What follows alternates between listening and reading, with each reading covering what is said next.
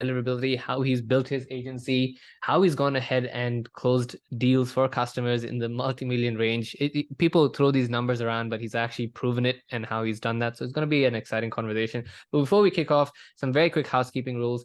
Please drop in all your questions in the Q&A section of that. It's going to be super, super important that you do that so we get them answered for you towards the end. Second thing, I love an engaged chat, so go ahead and drop in where you're from and explain what you're looking for out of this this event. Right in the chat section is popping off right now. We've got people from all across the world. This is being streamed in multiple places, and it's also going to be shared on all our channels after this as well. So, smart dog indeed. We've got our mascot Waffles. And before we do start this, I do want to mention thank you for staying for this event.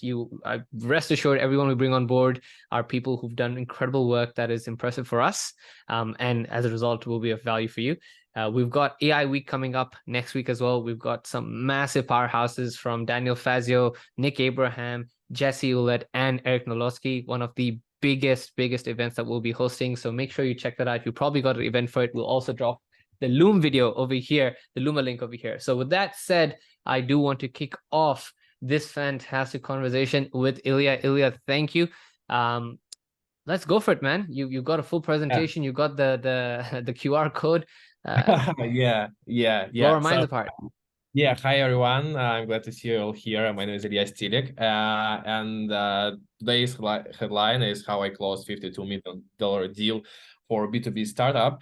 But let me introduce myself first and PowerPlay. So about me, and PowerPlay, we've been helping 100 plus B2B startups and agencies, and we are also partners with the largest B2B SaaS accelerator in London, SaaS Camp. Every month, we send over 500K messages through LinkedIn and email, and we've been working with companies that are published in Bloomberg, Forbes, NASDAQ, Fortune. Every month, we organize over 100 B2B meetings, and recently, we even booked an offline meeting with the Minister of Economy of United Arab Emirates. Yeah, so let's dive in. And topics for today, how to increase your open rates, how to increase your reply rates, and the most expensive mistakes I made running my business, and how I brought a $52 million deal for a B2B SaaS company. Yeah, so first one is how to increase your open rates. Yeah, I think 99% of people here know about DMARC, DKIM, SPF, but I wouldn't be me if I didn't mention it at the beginning of my presentation. Yeah, so write plus into the chat if you know about it, and always plug it in. Yeah, so write plus into the chat. Guys, the first thing you do when you buy and put your domains on warm up is setting up your DKIM and 48 hours after set up DMARC. Yeah, so there are a couple of options how you can set up DMARC. Until recently, we set up the p-value in DMARC to none. Yeah, but now we saw a boost in deliverability when we set up the p-value to quarantine. Yeah, this is something important here. I will also include here a custom tracking domain, which you need to add for each domain is different. Yeah, so I made a script even in Make that helped me automate everything regarding the mark and custom tracking domain. So write me an email if you have any questions regarding this automation at ilya@joinpowerplay.com. The next thing is warm up and sending limits. Yeah, there are a lot of opinions and debates about how many emails you should send per day. We're committed to send no more than 35 cold messages per day, and to start the warming process gradually with 1 email ramp up per day. Yeah, instead of doing 5, we increase on 1 email per day in 2 weeks time frame during the warm up. Yeah, and the last thing here is your bounce rate. If you have more than 5% bounce rate, Google or Outlook will ban your accounts. So try to keep it lower than 2 or 3%. So please verify your email list. It's really crucial for your email infrastructure. Yeah. So the next topic is how to increase your reply rates. Yeah. Also great topic here. Firstly, the foundation of any successful campaign is your lead list. Yeah, so it's not just about having a list, it's about having the right list. Yeah, if your emails are landing into inboxes of people who have zero interest of or need for your offer, you are essentially shooting arrows in the dark. So the key is to build a lead list that aligns perfectly with your ideal customers, and this step cannot be overlooked or rushed. Yeah, so please build and don't use one tool. Use bunch of tools. For example, LinkedIn Sales Navigator, buildwith.com, Apollo.io, ListKit, because also Smartlead now partnering with ListKit. So yeah, try to scrape some of these from ListKit.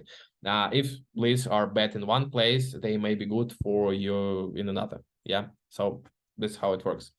Next, let's talk about your call to action. Really great point here.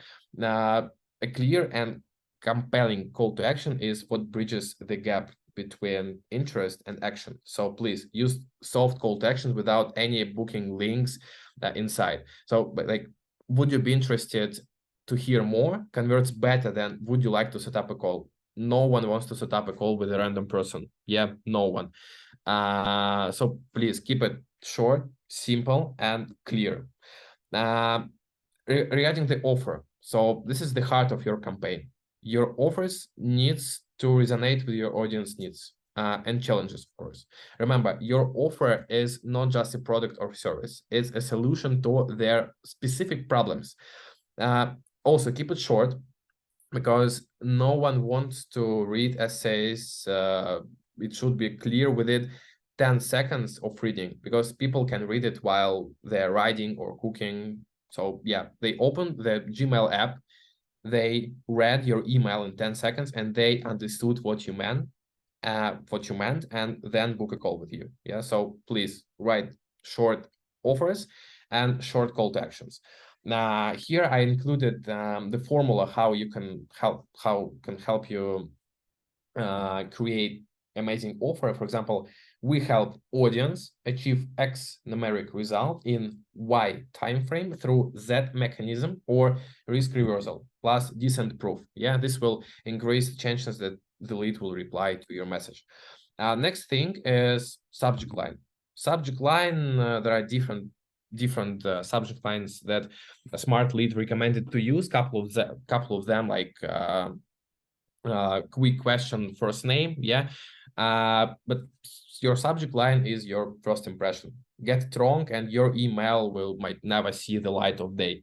Yeah, so keep it intriguing and relevant. Yeah, avoid generic phrases that screams like scam, scam, scam. Don't include, of course, some call to actions in subject lines. It's prohibited.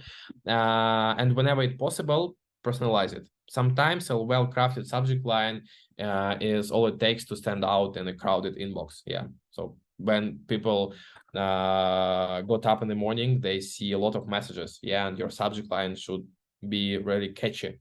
Yeah. And the last thing here is timing, and timing is everything in cold email. Sending your emails at the right time can significantly boost your open and reply rates. Do you do research? When are your prospects most likely to check their emails, their time zone, different other things? I want to jump in over here, if you don't mind, to just keep it a bit more fluid. Yeah. What do you do for that research? How do you find out when they open emails? What type of data are you using to measure that? Yeah. So let me finish with the timing. Yeah. Sure. So when you parse the leads, you can scrape, for example, location of their headcount. This is the first point. Yeah. So when you parse your lead list, you have the column where they live. Yeah. So use this for specific time zones are you in. Yeah. And when you have your conversation with the lead, for example, they responded to you like, yes, I'm interested, but they haven't booked a call yet. Yeah, you send a link and you need to follow up them. How to follow up? Try to follow up in time when they responded to you. Yeah, for example, they responded to you by like 6 p.m. Sydney time, and follow up them in 6 p.m. Sydney time next day, because this is more likely they will read your message. Yeah. And the more crucial thing about timing is how fast you respond to the interested lead. Keep your reply time below 5 minutes. Yeah, it helped PowerPlay a lot and increase our booking rates by multiple times. Yeah, so when you get any responses from the interested lead, insist and try to insist on your VA work that she or he should answer the interested email within the 5 minutes. Yeah, it's really crucial for booking the meetings. Now, this is regarding timing, and this is how to increase your reply rates. I can go more deeper because I guess we don't have time. So if you have any more questions, you can write me in email. So let's get into the next topic. The next topic, the most expensive mistakes I made running my business. Yeah. So I wanted to tell you about a few failures, fuck ups that cost me lost that much money. First, as my business expanded, so my team started to expand too. I faced this delegation. Yeah. So what I've realized, when you delegating, it's not enough that just to tell your manager once what the numbers and metrics should be for your campaigns. Yeah. While trust is important in any working relationship, it also wise to analyze and measure progress on your own. Otherwise, one beautiful sunny morning, you'll log into Smartlead, and like the thunderclap, you'll see this low open rates, high bounce rates, and from your cold emails, you have just a couple of meetings a week. Yeah. So long story short, remind your team of the necessary metrics throughout of the collaboration and check them by yourself, because you are the business owner. You better know what metrics should you achieve. Yeah. So please don't take control over it. Yeah. So another topic is bad clients. 1 month ago, I partnered with some guys who had zero MRR, zero monthly recurring revenue. What this means? They just don't have a business. They are in the very early stages. Yeah, I ended up not being able to bring them any clients in 3 months of work, and I was sure that I was a bad lead gen guy. Yeah, I was a bad person, but actually now I realize that the main problem wasn't me. It was that this business didn't have a good offer that could be converted into customers and sales. So remember, you don't need to make up other people's business for them. Don't make up for them. Yeah, come to where you are needed. Choose partners that already have good business. Yeah, they're making money, so you can just maximize their cold email campaigns or LinkedIn campaigns the best way you know how. Yeah.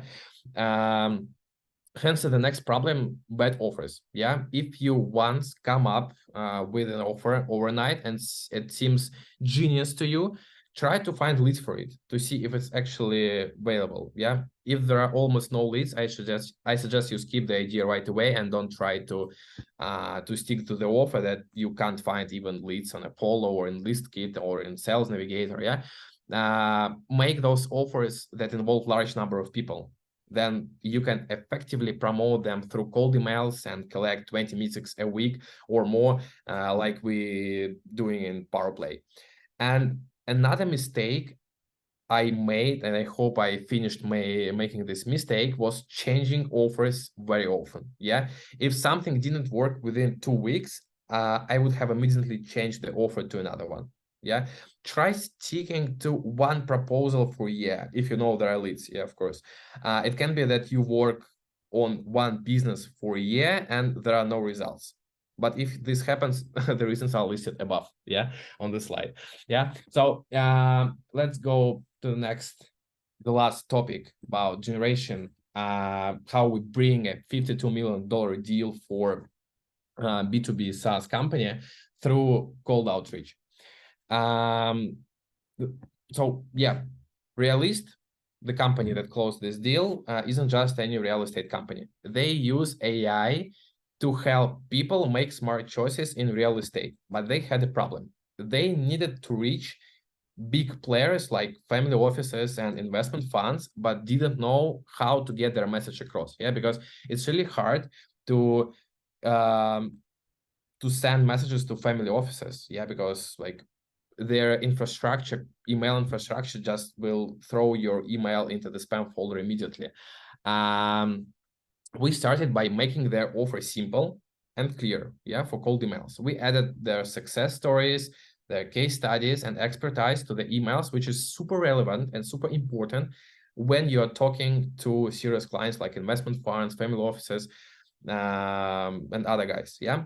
Then we kicked off a LinkedIn campaign and email campaign. We used Sales Navigator to find the right people, and sometimes we bought databases from the net because it's really tough finding family offices emails, and we spent nearly a couple $1,000 for good lead lists. Yeah, so we just buy the lead list emails of family offices. Yeah, but the most important thing here, without which the deal wouldn't have happened, is related to follow-ups. Yeah, we kept track of every lead, and even the ones that didn't respond, making sure we didn't miss any chances. Yeah, so we follow up every lead. We follow up for a couple of months. Yeah. Let me show how our CRM looks like. You can see here the pipeline. I guess like 90% of you attending this webinar, you have pipeline, but what we also do is we track how many follow-up messages we send when we need to follow up the next lead. Yeah, for example, we have column that proposal and very hot leads that we need to follow up almost every day. Yeah, or by any specific date. For example, here we can see that now to Brad we need to send message on 29th of November. Yeah, and we organize it such way we don't forget anything about any lead. Yeah, we do the notes, we call them, we write follow-ups, we send them valuable content, we send them some articles. Yeah, don't be pushy in your emails. Don't try to sell. Try to provide some value in your emails. Try to send some useful article. Yeah, try to send some useful tips for your leads. Yeah, don't try just to sell, because nowadays a lot of people just trying to sell via cold email. Try to offer something free. For example, in our email campaigns, we offer a free deliverability consultation. Yeah, so we help people analyze their email infrastructure. We help people understand their pain points, and then we sell that we will solve these pain points. Yeah, this is how it works. The big moment came with one lead that we kept in touch with. After 4 months of talking and following up, they agreed to meet in Dubai office. Yeah, this was an offline meeting, and this wasn't just any meeting. It led to something huge. That meeting ended up really selling 37 apartments in Dubai, making a deal worth $52 million. So this was a big victory for them and showed how powerful good outreach and persistence can be. So yeah, remember, we sent cold email messages, we sent cold messages, we didn't have any warm interest. Yeah, so cold outreach actually works. Yeah, so this is what we do in PowerPlay. This is our story. This was like the tips that I wanted to share with you. If you have any questions, don't hesitate to reach out now, or if you have any questions on we've already got a bunch of them, so we're going to kick off. I think you raised a few points. I want to sort of try keep this as interactive as possible, and get the audience to drop in. So everyone, that's actually fantastic, and I want to actually pick up a few points during your presentation. Yeah, sure. So let's kick off with maybe the questions that the audience has asked, and then I'll drop in some of the questions that I've raised from the call. So the first one is, let's talk about the technical piece that you spoke about, which is the SPF as set to quarantine, right? Yeah. Setting up SPF to quarantine versus none or reject. What was the reasoning, if you come from the technical side? Do you have any reasoning as to why that has improved deliverability, and what do you think people should be following? Is it blindly just following quarantine? What is the net negative of doing that versus something else? So yeah, we realized when we used a couple of tools for testing our deliverability score. Yeah, let me share our blog post about how and when to test your email deliverability. Sure. I guess a lot of people will love this article. And we use a bunch of tools for it, and one of the tool called, let me open it. One of the tool called Send Forensics. Yeah, I guess I can show it here. Yeah, so this tool showed us specific metrics. Yeah, so we compare two different domains where we integrate Okay. the mark like to set p-value to quarantine, and where p-value is not. And this tool is telling you that you need to implement this. And when we implemented it, the deliverability score increased in a couple of metrics. Yeah, so in the first case, we had about like 85% deliverability Sure. score. After we implement it, we have 90% durability score on very aged domains. Yeah, we use these domains for like 7 months. Sure. Yeah. Yeah. And in open rates, we now see a couple of like percentage, I guess like 5-6% open rate, but for someone it will be huge increase in open rate. No, Yeah. So no, that's fair. Okay, that makes sense. Cool. Thank you for that. I want to drop into the next question. What was the reason that a lot of people mention, again, this is on the technical perspective, right? We set up the SPF DKIM, but why does DMARC have to be set up 24 hours later? Is it just a propagation effect? this is recommendation by Google. Yeah, and I guess Okay. we need Yep. and we need to Yeah. follow these recommendations because Yeah. Google ran our Of accounts. course, they Yeah. decide everything. Yeah. Yeah. No, Yeah, they yeah, fair everything. Yeah, no, yeah. that's fair. You raise a great point about picking bad clients as the way to setting yourself up for failure, right? And I completely agree with you that if you sell shit, however good the offer is, it's still shit. So it's going to be difficult to do that. Uh, Yeah. But let's go into a reality environment where some people can't afford to reject customers, like people who are coming to a cold emailer are maybe coming to them out of the premise of desperation, where they don't have any other avenue Yeah. for driving revenue. So what would be your advice for, okay, I'm going to reject someone, but what if I'm not in a situation to reject people? What would be a way for me to acquire leads for my own agency? Yeah, if you want to reject today the lead, in a couple of months you will have bad reputation. That's all. So yeah, Sure. if you will work with bad clients, in a couple of months you will have bad reputation. Yeah, so you will lose this client. Yeah, of course you will earn a couple of $1,000. Yeah, Yeah. for setup fee. But yeah, I did the same. But in a couple of months, I can't get up without any thought that how can I bring them leads? How can I bring Yeah. them Yeah. leads? Yeah.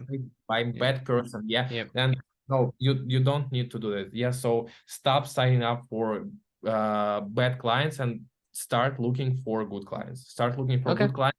Pay for your results, for better results, and you will have great case studies like we have in Play with Realist. Yeah. So I just started to finding good clients that I can help them. Okay. No, that's fine. So let's drop into some questions I was asked by the audiences. What are some tips that you can give people for creating high ticket B2B offers? You spoke about the formula, which is a irresistible offer, some quick personalization, speak about relevant case studies, and a quick CTA. For when I'm trying to sell a high ticket product with 5-10K on cold emails, any tips that you can provide when we're trying to create that offer structure? Yeah, so for high ticket B2B, I guess you shouldn't in your offer you shouldn't include the price. Yeah, please tell about your price on the call when you are with the lead, when you know Yep. the specific problems that you will solve. Yeah, so when you know the specific problems you will solve for the company or for a person, tell the price. Yeah, they need to Okay. understand why they are paying so many money to you, how much they will save from you. Yeah, for example, when we close the deal for Realist, when we partnering with Realist, we calculate how many they will save with us, because they were sending emails to family offices, not automatically, but they like pay managers for them to send messages, cold email messages, but not using Smartlead, but use 50 different managers. Yeah, Yeah. they did mostly mistakes, and we just calculated how much they will save just to pay us, and then we will close them a deal. Yeah, we will bring clients to them. Just provide the value, provide the how Okay. much you them, and don't tell the price before you actually know the pain points of your customers. Yeah. Nope, that's fair. Okay. Let's drop in the second question is when you write their emails, which is actually a pretty good thing, right? Do you take their inputs? Do you write it yourself? What is the creative structure when you set up these relationships with your clients? Do they get authority when they're trying to create the copy, or do you have full control over it? And if you have full control over it, how do you convince them to give you full control over it? Because some companies have legalities and things that you can and can't say.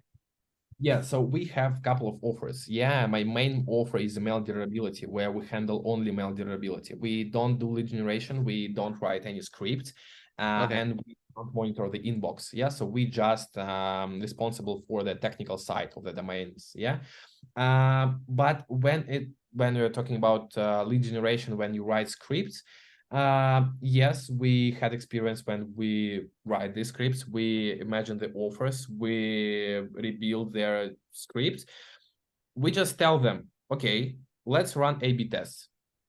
Let's Okay. run your offer and Okay. our offer, and let's Yeah. compare. And it's funny when they have like 20% open rate and 0% reply rate, and we have like a 65% open rate and 10% reply rate. Yeah. So just compare. Yeah. Let's run your campaign as you want with your email scripts, with your lead list, and with us. Yeah. Let's compare it. This is how Makes it sense. works. Makes Yeah. sense. Makes sense. That's pretty good and good point. So thank you for that. Now you did mention I saw on your screen share that you've obviously used LinkedIn as a very powerful mechanism for driving revenue. Some people had a very good question. Andy had a great question actually, which is how do you scale your LinkedIn campaigns? Do you use your clients' accounts? Do you buy bot accounts? What's your approach over here with LinkedIn, Yeah. especially because everyone LinkedIn is cramping down everything possible with Yeah. automation. Yeah. Yeah. So there are a couple of ways how you can do LinkedIn automations and how to scale it. It's difficult to scale it. Yeah. It's but there are a lot of warm leads, yeah, that have money in their pockets. So we used to rent LinkedIn accounts on the web. Yeah, there are a lot of websites that can provide you. I don't want to promote them, but you can search via internet to rent email LinkedIn accounts. But we also used to use companies accounts. Yeah, companies managers accounts, some success managers accounts. Yeah, so we use two ways, but the best way when you use companies accounts because it's cheaper, because to rent one LinkedIn account you pay like $100 per month for one LinkedIn account. Yeah, and it's Yeah. better, of course, to try convince your clients to take their accounts. Yeah, this is how we work, and we work with Expendi works pretty Yep. cool. Yeah. Yep. Yeah, Yep. and I recommend to build funnel there in Expendi. Okay, makes sense. So even with Expandy, how do you I was going to expand. How do you handle the limitations that LinkedIn has? What is the approach with multiple? You said company accounts, which is fine. Do you use multiple team members within the company accounts to go ahead and scale horizontally? Yeah, we have Okay. multiple accounts. Yeah, so we don't bypass the limits because it's really you can be banned easily in Yeah. No, LinkedIn. of course. Yeah. Horizontally, yeah, we just for example, if company has 50 employee, we take like 20 different LinkedIn accounts Okay, and understood. right from there. Understood. Yeah, yeah. Makes sense.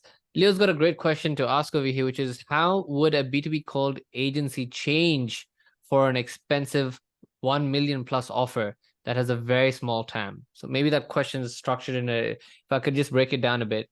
How would you approach a very, very, very high ticket product for extremely small TAM? What do you mean by approach? To try to sell them or So sell them? what would be your strategy? Like if you're trying to sell to a pocket of 50,000 people, that's your entire TAM. And you know if you close the deal, it's like a big, big deal, right? A big chunk of money. Do you still do mass blasting? Do you do personalization? Do you do a multi-channel approach? What would be your strategy over here to ensure you got the best bet result for the very small number of people? But you know that the product you're selling is going to bring Yeah, in $1 million, if you $2, have, $3 million. yeah, Yeah. yeah. If you have, for example, big databases, of course, it's obvious you will like send 10K emails Yep. per day. But if you have small database and like 200 people, use highly personalization methods. Yeah, use highly Mm-hmm. personalization messages. Don't use any tools. Mm-hmm.